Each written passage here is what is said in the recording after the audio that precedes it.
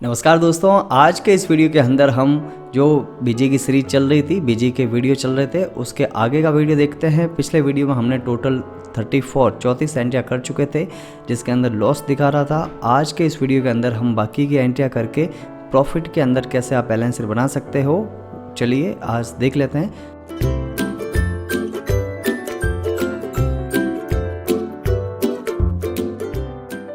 Video शुरू करने से पहले आपसे गुजारिश है कि अगर आपने अभी तक हमारे चैनल नवकार कंप्यूटर को सब्सक्राइब नहीं किया है तो सब्सक्राइब कर लीजिए, और वीडियो को अभी तक लाइक या शेयर नहीं किया है तो शेयर ज़रूर कर लीजिए। चलिए शुरू करते हैं आज का वीडियो। हम कंप्यूटर स्क्रीन पे आ चुके हैं और यहाँ पे तारीख है 22/11/2020 को राम ट्रेडर्स का हिसाब नक्की किया 17,500 रुपये का। तो इसकी एंट्री कैसे करेंगे, चलिए। तो सबसे पहले मैं यहाँ से पेमेंट वाउचर के अंदर आ जाता हूँ, ऐड करता हूँ और यहाँ पे तारीख डाल देंगे। तारीख क्या है, तारीख चेक कर लेते हैं, 22/11/2020, 22/11/2020। उसके बाद में किसको प्राप्त हो रहा है, राम ट्रेडर्स को। राम ट्रेडर्स यहाँ पे अपन में कितना पैसा मांग रहा है, 17,500। यहाँ पे करंट बैलेंस जरूर देख लेना है कि भाई अपना जो हिसाब नक्की कर रहे हैं वो बराबर है या नहीं है। अगर आपको गड़बड़ दिखता है, यानी अमाउंट अगर सेम नहीं मिलता है, तो मतलब आपने कहीं ना कहीं गड़बड़ की है। तो मैंने यहाँ लिख दिया 17,500 जो मेरा बता रहा था। एडजस्ट करेंगे, एडजस्टमेंट जो भी बिल आपके बकाया है, जैसे एक 13 नंबर बिल बाकी है, एक एडजस्टमेंट करेंगे बिल नंबर 87, इसका 75 रुपये बाकी है, एंटर करेंगे। अभी पेमेंट कैसे दिया, कैश दिया तो कैश लिख देंगे और यहाँ लिख देंगे राम ट्रेडर्स का हिसाब नक्की किया। राम ट्रेडर्स का हिसाब नक्की किया, ये इस तरह से लिखकर सेव कर लेंगे। ये हो गया आपका पेमेंट का वाउचर, इजी है। फिर अगला देखते हैं 36 नंबर, 25/11/2020 को मनोज ट्रेडर्स का हिसाब नक्की किया। चलिए मनोज का भी हिसाब नक्की कर लेते हैं। कितने तारीख को किया, 25/11 को तारीख लगाया 25/11, और यहाँ पे मनोज ट्रेडर्स को अपन हिसाब नक्की कर रहे हैं। कितना बकाया है, 4,000 रुपये। तो यहाँ पर भी देख लेते हैं 4,000 ही है, हाँ बराबर मिल रहा है 4,000 रुपये। तो इसका मतलब आपने सभी एंट्रियाँ पीछे वाली सही की है अगर हिसाब मिल रहा है तो। अगर हिसाब नहीं मिल रहा होता तो आप इसमें देखते कहाँ पे गड़बड़ है। हिसाब नक्की किया, कैश अकाउंट आ जाएगा, इस तरह से ये हो गया। फिर अगला है सुमन किराना स्टोर से सुमन किराना स्टोर को माल बेचा है। तो सुमन किराना स्टोर को माल बेच रहे हैं, बताइए आपको बिल नंबर 6 है। तो यहाँ पे 26,400 रुपये का माल बेचा है। जो भी आपके पास में माल अवेलेबल था वो सब बेच दिया है। पार्टी का नाम क्या है, सुमन किराना स्टोर। कंपनी का खाता कौन सा हो जाएगा, कैश अकाउंट। सेल्स वाउचर में होगा क्योंकि माल बेचा है। फिर सुमन किराना स्टोर को DR करना, डेबिट करना, और सेल्स अकाउंट को CR करना। चलिए अपन एंट्री करते हैं सेल्स वाउचर की। तो सेल्स वाउचर के लिए यहाँ पे जाते हैं, ऐड करते हैं। तारीख क्या डालते हैं, तारीख देख लेते हैं एक बार। तारीख है 30/11/2020, तो 30/11/2020, और यहाँ पे आ जाएगा किसको माल बेचा है, सुमन किराना स्टोर। सुमन किराना स्टोर का है ही नहीं खाता, तो खाता लगा लेंगे सुमन किराना स्टोर को, SUMN सुमन किराना स्टोर। और जिसको भी माल बेचते हैं उसको सन्ड्री डेप्टर कहते हैं, जिससे माल खरीदते हैं उसको कहते हैं सन्ड्री क्रेडिटर। ये आपको पता होना चाहिए।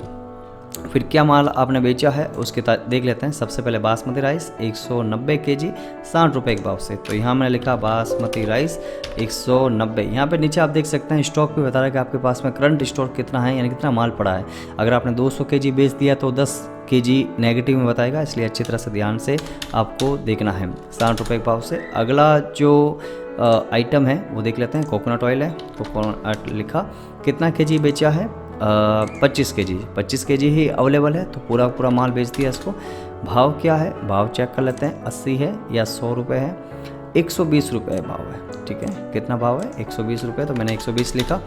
उसके बाद में और क्या आइटम है, और है रेड चिली पाउडर। तो रेड चिली पाउडर यहाँ पे मैंने लगा दिया, रेड आर दबाते आ जाएगा। फिर उसके बाद में यहाँ पे कितना kg बेचा है इसको, 75 kg 80 रुपये के भाव से। 75 kg 80 रुपये के भाव से टोटल 20,400 रुपये का माल हो गया है।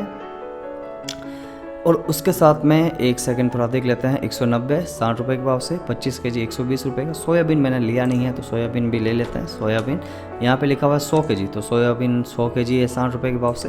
तो यहाँ मैं लिख लेता हूँ 100 kg और 60 रुपये के भाव से टोटल हो गया 26,400 रुपये का माल।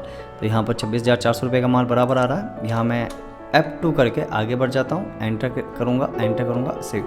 प्रिंट करना चाहते हैं तो प्रिंट कर सकते हैं, वरना नो कर सकते हैं। मैं प्रिंट करके दिखा देता हूँ आपको। प्रिंट का ऑप्शन आ रहा है, यहाँ पे स्टैंडर्ड रखना है और एंटर करके प्रीव्यू दिखा देता हूँ आपको कि भाई प्रिंट में कैसा दिखेगा। यहाँ पे देखो सबसे ऊपर जेट या किराना स्टोर अपनी कंपनी का नाम आ जाएगा, CIN नंबर वगैरह आ जाएगा, एड्रेस आ जाएगा, सब कुछ आ जाएगा। इसके अंदर टेलीफोन नंबर, अगले वाली पार्टी जिसको अपन माल बेच रहे हैं उसका डिटेल आ जाएगा।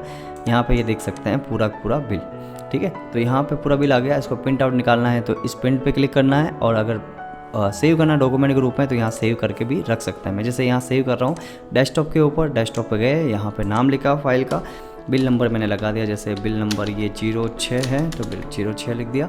चेक कर लेते हैं 06 ही है, हाँ 06 ही है, और उसको सेव कर लेते हैं, सेव, ठीक है। तो इस तरह से आपने ये एंट्री की, सेल की, बिल भी आप यहाँ पे डेस्कटॉप पे सेव करके रखा है तो वो देख सकते हैं। चलिए नेक्स्ट ऑप्शन अपन देखते हैं। नेक्स्ट है मनोज ट्रेडर्स से माल खरीदा 13,500 रुपये का, 8569 नंबर बिल है। तो माल खरीदने की एंट्री आपको पता ही है कैसे करनी है। तो यहाँ पे मैं जाता हूँ परचेस के अंदर, यहाँ तारीख लगा देते हैं कि किस तारीख को आपने माल ख़रीदा है। 2/12 को, 2/12 को ख़रीदा, 2/12। और वाउचर नंबर कितना है, वाउचर नंबर ज़रूर देख लीजिए, 8569 8569। और पार्टी का नाम क्या है, पार्टी है मनोज ट्रेडर्स। तो यहाँ मैंने लिखा मनोज ट्रेडर्स। और यहाँ पे क्या माल आपने इससे ख़रीदा है तो उसकी डिटेल है, basmati rice, coconut oil, soybean oil. तो चलिए लिखते हैं बासमती राइस कितना केजी ख़रीदा है, उसके लिख लेते हैं 150, तो 100 केजी के हिसाब से 50 रुपये भाव से। उसके बाद में लिखा है कोकोनट ऑयल, तो कोकोनट ऑयल डाल देंगे, कितना है 50-100 के हिसाब से। और उसके बाद में क्या है सोयाबीन ऑयल 50-60, ये सोयाबीन ऑयल 50 केजी ख़रीदा 60 रुपये के भाव से। टोटल 13,000 का माल ख़रीदा है। इसके साथ में ट्रांसपोर्ट का भी खर्चा आ रहा है, तो ट्रांसपोर्ट के लिए आप F2 बटन दबाएंगे और यहाँ पे ट्रांसपोर्ट का लिखेंगे। ट्रांसपोर्ट का लिए जो खर्चा होता है उसको कहते हैं front end forwarding charge, front end forwarding charge, इसको ट्रांसपोर्ट का ही खर्चा कहते हैं। 500 रुपये इसमें लिख दिया, F2 करके इसको सेव कर लेना है। ये सेव कर लिया, ठीक है। तो सेव कैसे करते हैं आपको पता ही होगा, F2 बटन दबाकर। फिर अगला है सुमन किराना स्टोर को माल बेचा 8,000 रुपये का। चलो सुमन किराना स्टोर को माल बेच देते हैं, एक बार सेल में गए, ऐड किया, और यहाँ पे मैंने तारीख डाल देना है। तारीख किस तारीख को आपने माल बेचा है, 4/1/21। एंटर कर लिया। किसको माल बेचा आपने, सुमन किराना स्टोर, सुमन किराना स्टोर का नाम लिख दिया। क्या क्या माल बेचा है वो यहाँ पे डिटेल आ जाएगी। सुमन किराना को बासमती, कोकोनट और सोयाबीन तीनों बेचा है। तो पहले लिख दिया बासमती 50 केजी 60 रुपये के भाव से। फिर है सोयाबीन, सोयाबीन लिख दिया कितना केजी है चेक कर लेते हैं। सोयाबीन लिया 25-70 रुपये के हिसाब से, 25-70 रुपये के भाव से। उसके बाद में कोकोनट ऑयल है, कोकोनट ऑयल डाल दिया, कितना केजी है यहाँ पे देख सकते हैं 25-120, ये 25 केजी और 120 रुपये के भाव से। और F2 करके यहाँ पे देख लेते हैं ट्रांसपोर्ट का खर्चा है 250 रुपये। तो यहाँ पे मैंने लिखा transport front end forwarding charge और 250 रुपये यहाँ पे लिख दिया। F2 करके इसको सेव कर लेंगे, ये मैंने सेव कर दिया, प्रिंट करने की जरूरत नहीं है, सेव कर लो। तो इस तरह से आपने ये एंट्री कर ली। रोकड़ माल बेचा जेठालाल एंड सन्स को 600 रुपये का। तो अपन रोकड़ माल बेच रहे हैं, तारीख डाल देंगे। तारीख कैसे डालेंगे, यहाँ पे आप देख सकते हैं 5/2/2021, तो 5/2/2021 हो गया। अब किसको कर रहे हैं, कैश माल बेच रहे हैं। तो यहाँ पे आइटम आ जाएगा, क्या आइटम है, बासमती राइस। तो मैंने लिखा बासमती राइस कितना केजी है, 10 केजी 60 रुपये के भाव से। F2 करके यहाँ पे मैंने सेव कर दिया, ये प्रिंट करने की ज़रूरत नहीं है, 600 रुपये का माल हो गया है। उसके बाद में यहाँ सुमन किराना स्टोर से कुछ माल ख़राब निकला, वो माल वापस आया है। सुमन किराना स्टोर का आपको फ़ोन आया कि भाई 600 रुपये का माल ख़राब है, तो वो माल वापस आपके पास में आया है। तो उसको एंट्री कैसे करेंगे, चलिए देख लेते हैं। क्या माल वापस आया अपने पास में, बासमती राइस 10 केजी। तो चलिए अपन माल वापस आने की एंट्री करते हैं। सेल्स रिटर्न क्रेडिट नोट के अंदर एंट्री करते हैं, ऐड करते हैं। सबसे पहले आपको किस तारीख को ये माल वापस आया, रिटर्न हुआ है, तो उसकी तारीख लिख देंगे 26/3 को, 26/3 को माल वापस आया। किसने आपको ये माल वापस किया है, सुमन किराना स्टोर ने। सुमन किराना स्टोर का नाम लिख देंगे। वाउचर नंबर कौन सा होगा, वाउचर नंबर लगा दिया 007। तारीख डाल देंगे, एंटर करेंगे। उसके बाद में यहाँ पे कौन सा आइटम वापस आया है, तो बासमती राइस है, तो बासमती राइस ले लेंगे। देख लेते हैं बासमती राइस 10 केजी 60 रुपये के भाव से, 10 केजी 60 रुपये के भाव से था। F2 करके इसको सेव कर लेंगे इस तरह से। थोड़ा सा वापस पीछे जाते हैं, F2 किया, एंटर किया, एडजस्टमेंट करना पड़ेगा। बिल नंबर कौन सा, 7 नंबर बिल था, एक बार चेक कर लेते हैं, 7 नंबर ही था ना, हाँ 7 नंबर ही था। एंटर करके इसको सेव करेंगे, एडजस्ट होने के बाद में इसको सेव करेंगे। तो इस तरह से आपने ये एंट्री भी कर ली कि कुछ माल ख़राब निकला था उसकी एंट्री। अब अपनी ये एंट्री कंप्लीट हो चुकी है और अपन बैलेंस शीट एक बार मिला लेते हैं कि अपना जो भी काम किया है वो सही तरीके से हुआ है या नहीं हुआ है। अगर आप सही सिद्धांत के हिसाब से, नियमों के हिसाब से अगर काम करोगे तो आपकी बैलेंस शीट भी मिल जाएगी। हाँ, ये हो सकता है कहीं अमाउंट गलत लिख दिया, कहीं खाता गलत कर दिया, एंट्री गलत कर रहे हो तो आपकी बैलेंस शीट मिलेगी नहीं। तो मिलाते हैं अपनी बैलेंस शीट, बैक जाते हैं। तो इस प्रकार से अपने ये पूरी एंट्री कर ली है। एंट्री करने के बाद में ये सब जैसे माल सुमन किराना स्टोर से माल वापस आया उसकी एंट्री अपने कर ली है। एंट्री करने के बाद में हम इसमें चेक करते हैं कि भाई बैलेंस शीट क्या मिल रही है, नहीं मिल रही है। तो फाइनल रिजल्ट में जाते हैं, बैलेंस में जाते हैं और हॉरिजॉन्टल पे क्लिक करते हैं और यहाँ पे आपको किस तारीख से किस तारीख तक एंट्री आपने की है वो एंट्रियाँ बता देगा। आपको यहाँ पे अपडेट बैलेंस शीट स्टॉक ये यस करना है और एंटर करके इसको सेव कर लेना। जैसे आप ओके करोगे तो आपको आपकी बैलेंस शीट दिखाई देगी। यहाँ पे आप बैलेंस शीट एक बार नोट्स के हिसाब से भी मिलान कर लेते हैं। ये आपकी एंट्री थी।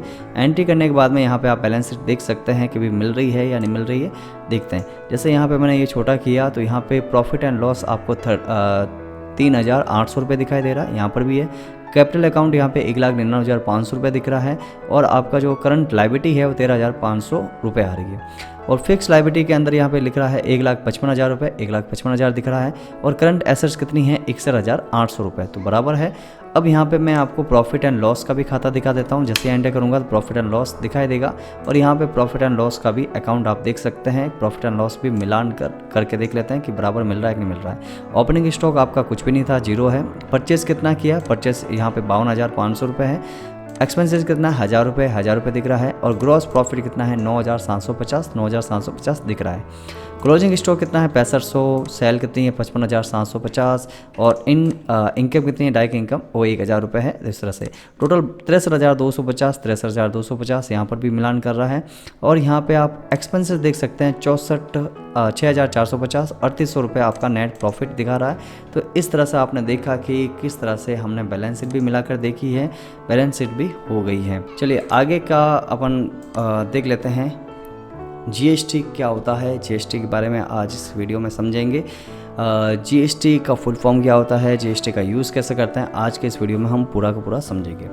तो जीएसटी एक संयुक्त टैक्स व्यवस्था है। पहले जहाँ कारोबारियों को अलग अलग टैक्स देना होता था, वही जीएसटी आने के बाद सिर्फ एक टैक्स रह गया है। यानी पहले के टाइम में, यानी 2017 से पहले, 1 जुलाई 2017 से पहले जहाँ पे व्यापारियों को टैक्स के ऊपर टैक्स देना होता था, लेकिन जीएसटी आने के बाद में सभी टैक्सों को मिलाकर एक टैक्स बना दिया है जिसको जीएसटी कहते हैं। GST is a single tax on the supply of goods and service. GST is one indirect tax for the whole nation which will make India one unified common market. यानी एक single tax है, एक indirect tax है जो India पूरे एक nation के ऊपर लगता है। जीएसटी का फुल फॉर्म होता है गुड्स एंड सर्विस टैक्स। कब से लागू हुआ, 1 जुलाई 2017 से लागू हुआ है। टाइप कौन कौन से है, 2 तरह के जीएसटी होते हैं। एक तो इंटर स्टेट जिसमें सीजीएसटी एचजीएसटी है, दूसरा इंट्रा स्टेट, इंट्रा स्टेट में आईजीएसटी आता है। फिर रेट कौन सी हो जाएगी, कौन कौन सी रेटें होती है, 3%, 5%, 12%, 18%, 28%। तो इसमें 3% आइटम के अंदर क्या आएगा, सोना चांदी। 5% के अंदर क्या आएगा, वेजिटेबल, फ्रूट्स, खाद्य सामग्री, चावल, आटा, माचिस, कॉटन, फैब्रिक्स, कपड़े, जूते आदि आते हैं। 12% में क्या आएगा रेट में, butter, paneer, dry fruits, mobile, Ayurveda product. और 18% में क्या आएगा, हेयर ऑयल है, तंबाकू है, हेयर ऑयल है, साबुन है, टूथपेस्ट है, जूते हैं जो 500 रुपये से अधिक के आते हैं, बिस्कुट आदि। 28% रेट के अंदर एलईडी टीवी, एसी, कार, तंबाकू प्रोडक्ट आदि, सीमेंट आदि आता है। एचएसएन कोड क्या होता है, एचएसएन का फुल फॉर्म होता है हार्मोनाइज सिस्टम ऑफ नोमेनकल्चर, वस्तुओं का वर्गीकरण का तरीका। एचएसएन कोड वस्तुओं और सर्विस के वर्गीकरण का एक अंतर्राष्ट्रीय तरीका है। एचएसएन कोड को जीएसटी व्यवस्था के अंतर्गत वस्तुओं को वर्गीकृत करने का प्रयोग किया जाता है। किस पर लागू होता है, जिन व्यक्तियों का कारोबार 1.5 करोड़ से अधिक होता है उन पर यह लागू होता है। टैक्सेबल वैल्यू क्या होती है, ऐसी वैल्यू या अमाउंट जिस पर टैक्स लगना बाकी है, जिस राशि में टैक्स ऐड नहीं होता है उसे टैक्सेबल वैल्यू कहते हैं। उदाहरण के लिए यहाँ पे शुगर 5% के ऊपर 100 kg आपने लिया है 30.35 रुपये का, तो आपका जो अमाउंट बनेगा 3,035। हार्पिक का पेमेंट बन रहा है 4,535 रुपये, दोनों को मिलाएंगे तो 7,570 है। इस पर अभी टैक्स नहीं लगा है। इसमें 7,570 रुपये टैक्सेबल वैल्यू है जिस पर टैक्स लगना बाकी है। अथवा टैक्सेबल वैल्यू वही होती है जिसमें माल की वास्तविक कीमत लगी होती है या होती है। इन्वॉइस वैल्यू किसको कहते हैं, टैक्सेबल वैल्यू में जब टैक्स ऐड हो जाता है तो वो इन्वॉइस वैल्यू कहलाता है। जैसे ऊपर की एंट्री में टैक्सेबल वैल्यू 7,570 है, उसमें अगर CGST HGST ऐड कर लेंगे या राउंड ऑफ फी ऐड कर लेंगे या माइनस कर देंगे तो आपका जो टोटल बनेगा वो इन्वॉइस वैल्यू कहलाता है। उसके बाद में आ जाती है ITC। ITC क्या होता है, माल को परचेस करने पर जो टैक्स का भुगतान करते हैं वो टैक्स ITC कहलाता है, जिसको लेने के लिए हम क्लेम कर सकते हैं। जैसे माना कि हमने 1000 रुपये का माल ख़रीदा और उस आइटम पर GST 12% है, तो जब हम माल खरीदेंगे तो हमें 1000 रुपये के साथ में 12% के हिसाब से 120 रुपये एक्स्ट्रा देना पड़ेगा और अगले वाली पार्टी को 1120 रुपये अगले वाली पार्टी को देना होगा। इस पर जो हमने 120 रुपये टैक्स का दिया है वो क्या कहलाएगा, ITC कहलाएगा। फिर टैक्स लायबिलिटी क्या होता है, टैक्स पे करके खरीदे गए माल को जब हम सेल करते हैं और सेल करते समय ग्राहक से जो टैक्स कलेक्ट करते हैं टैक्स लायबिलिटी कहलाती है, अथवा ग्राहक कस्टमर से जो टैक्स वसूलते हैं वो हमारी टैक्स लायबिलिटी होती है, जिसको हम गवर्नमेंट को पे करना होता है। ठीक है, देखो एक एग्जांपल दिया हुआ है कि अगर आप एक मोबाइल ख़रीदते हो जिसकी कीमत 1000 रुपये है, उसके ऊपर 12% के हिसाब से 1000 का टैक्स कितना होगा, 120 रुपये। तो टोटल अमाउंट कितना बना, 1120 रुपये। तो जो आप खरीद रहे हो मोबाइल जिसकी कीमत 1000 रुपये है, उसके ऊपर 12% GST देने के बाद में उसके ऊपर कितना अमाउंट हो जाएगा, टोटल 1120 रुपये इन्वॉइस वैल्यू हो जाएगी। फिर उसी माल को आप सेल करते हो 12% मोबाइल वाले वही मोबाइल वापस बेचते हो तो 1500 रुपये, यानी उसके ऊपर जो आपका 1120 रुपये में पड़ा है उसके ऊपर प्रॉफिट जोड़कर जब आप उसको बेचोगे तो उसके ऊपर GST कितना बन जाएगा, 12%, 1500 का 12% कितना होता है, 180। तो 1500 प्लस 180 कितना हो जाएगा, 1680 रुपये। तो 180 माइनस 120 रुपये टैक्स कितना देना है आपको, 60 रुपये। यानी कि टोटल आपने जब माल खरीदा था उसमें 120 रुपये पहले भी दे चुके हो और आपने जब माल बेचा तो उसके ऊपर कितना इकट्ठा किया कस्टमर से, 180। तो 180 में से 120 जाएंगे, पीछे कितना रहेंगे, 60। ये आपको गवर्नमेंट को पे करना होता है। फिर अगला है GSTR1, GSTR2, GSTR3 भी क्या है। GSTR1 हम जो भी माल सेल करेंगे उस माल पर जितने भी GST कस्टमर से वसूली गई है उसकी रिपोर्ट GSTR1 में दिखाई देगी। GSTR2 में हम जो भी माल परचेस करेंगे और उस माल पर जितने भी GST सप्लायर द्वारा हम पर वसूली गई है उसकी रिपोर्ट GSTR2 में दिखाई देगी। और GSTR3 में उपरोक्त दोनों जानकारी देने के बाद में अगर आप जो टैक्स गवर्नमेंट को पे करना होता है उसकी रिपोर्ट की जानकारी हमें GSTR3B के अंदर दर्शाई जाती है। ठीक है, अगले वीडियो के अंदर हम GST के अंदर एंट्री कैसे करते हैं, GST बिल कैसे काटते हैं, परचेज सेल की एंट्री कैसे करेंगे, वो सभी जानकारी देखेंगे। तो इस वीडियो में बस इतना ही। अगले वीडियो ज़रूर देखना। इस अगले वीडियो के अंदर हम GST के अंदर कंपनी कैसे बनाते हैं, GST की एंट्री कैसे करते हैं, उन सभी के बारे में जानकारी लेंगे। तो इस वीडियो में बस इतना ही। मिलते हैं इसी प्रकार के नेक्स्ट वीडियो में, इंटरेस्टिंग वीडियो में। तब तक ले गुड बाय, जय हिंद, जय भारत।